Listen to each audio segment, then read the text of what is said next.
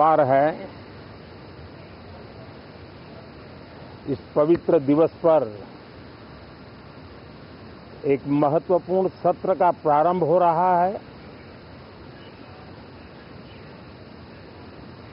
और सावन के इस पहले सोमवार को मैं देशवासियों को बहुत बहुत शुभकामनाएं देता हूं।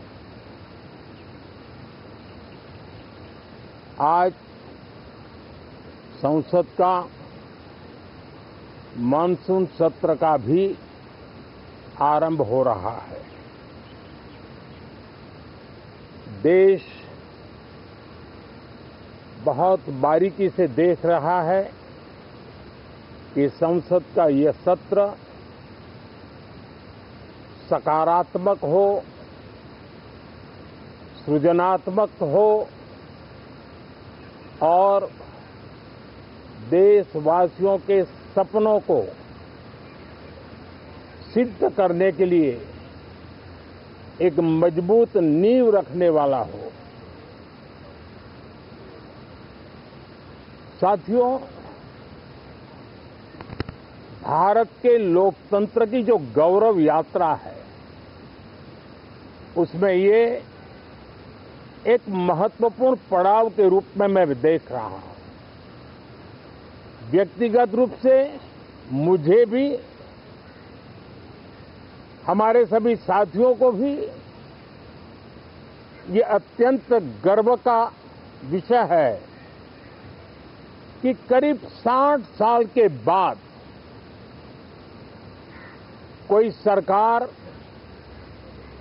तीसरी बार वापस आए और तीसरी पारी का पहला बजट रखने का सौभाग्य प्राप्त हो। ये भारत के लोकतंत्र की गौरव यात्रा की अत्यंत गरिमापूर्ण घटना के रूप में देश इसे देख रहा है। ये बजट सत्र है। मैं देशवासियों को जो गारंटी देता रहा हूं, क्रमशः रूप से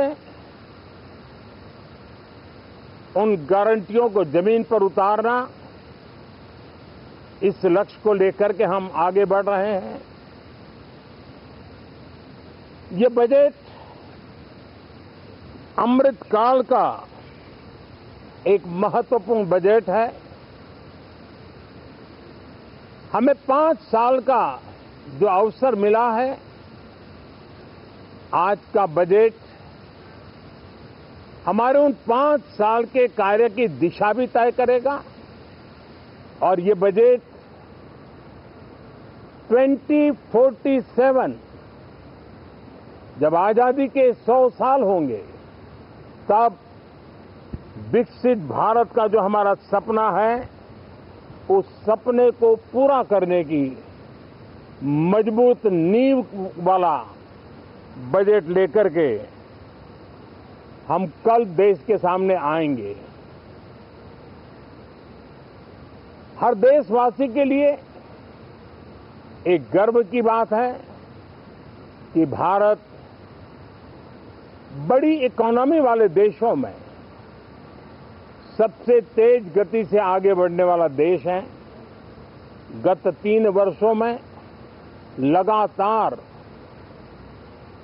8% ग्रोथ के साथ, 8% ग्रोथ के साथ हम आगे बढ़ रहे हैं, हम ग्रो कर रहे हैं। आज भारत में पॉजिटिव आउटलुक, इन्वेस्टमेंट और परफॉर्मेंस एक प्रकार से अपॉर्चुनिटीज की पीक पर है। ये अपने आप में भारत की विकास यात्रा का एक अहम पड़ाव है। साथियों, मैं देश के सभी सांसदों से, किसी भी दल के क्यों न हो, मैं आज आग्रहपूर्वक कहना चाहता हूं कि हम गत जनवरी से लेकर के हम लोगों के पास जितना सामर्थ्य था, उस सामर्थ्य को लेकर के जितनी लड़ाई लड़नी थी लड़ ली। जनता को जो बात बतानी थी बता दी। किसी ने राह दिखाने का प्रयास किया, किसी ने गुमराह करने का प्रयास किया, लेकिन अब वो दौर समाप्त हुआ। देशवासियों ने अपना निर्णय दे दिया। अब चुने हुए सभी सांसदों का कर्तव्य है, सभी राजनीतिक दलों की विशेष जिम्मेवारी है कि हमने दल के लिए जितनी लड़ाई लड़नी थी लड़ ली। अब आने वाले 5 वर्ष के लिए हमें देश के लिए लड़ना है, देश के लिए जूझना है, एक और नेक बनकर के जूझना है।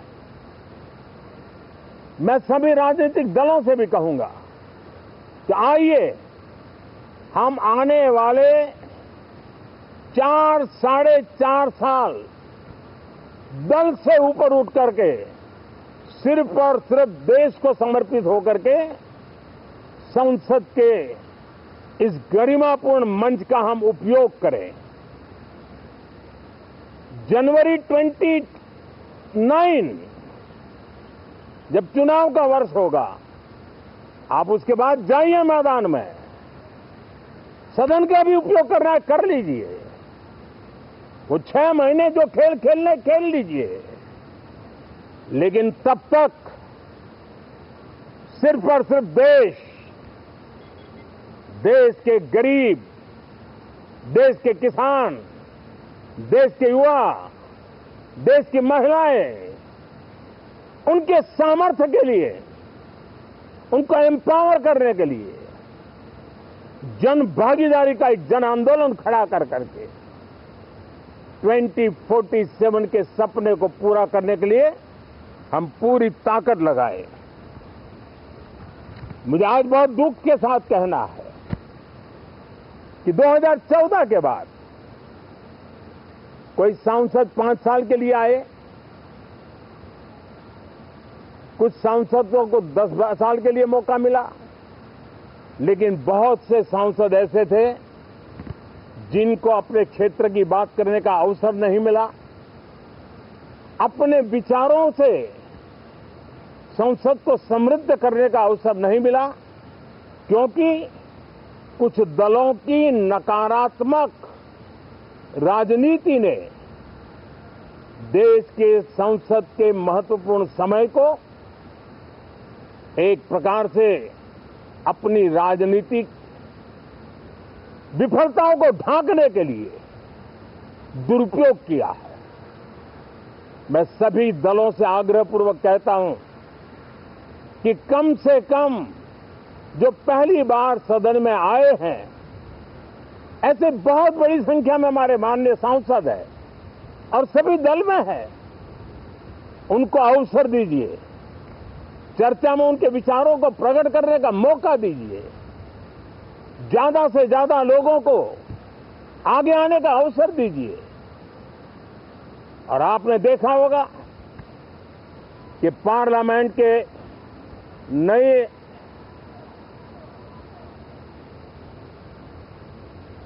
संसद गठन होने के बाद जब पहला सत्र था,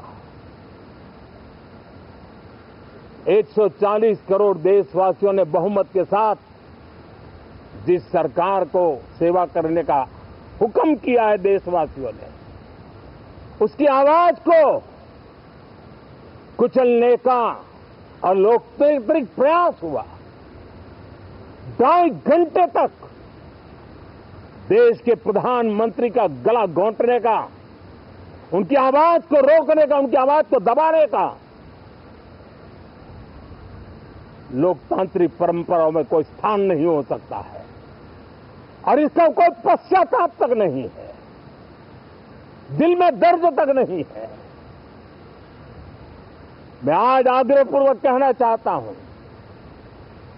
देशवासियों ने हमें यहां देश के लिए भेजा है, दल के लिए नहीं भेजा है। ये सदन दल के लिए नहीं, ये सदन देश के लिए है। ये सदन संसदों तक की सीमा तक नहीं है, 140 करोड़ देशवासियों की एक विराट सीमा करके ये लिए है। मैं विश्वास करता हूं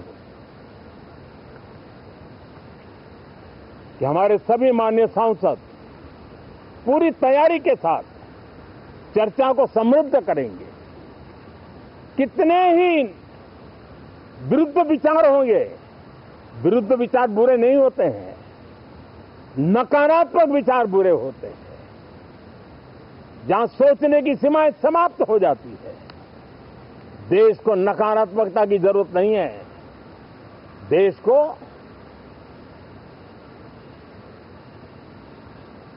एक विचारधारा, प्रगति की विचारधारा, विकास की विचारधारा, देश को नई ऊंचाइयों पर ले जाने वाली विचारधारा से हमें आगे बढ़ाना होगा।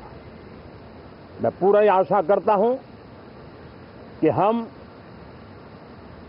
लोकतंत्र के इस मंदिर का भारत के सामान्य मानवीय की आशा आकांक्षाओं को पूर्ण करने के लिए सकारात्मक रूप से उपयोग करेंगे। बहुत बहुत धन्यवाद साथियों।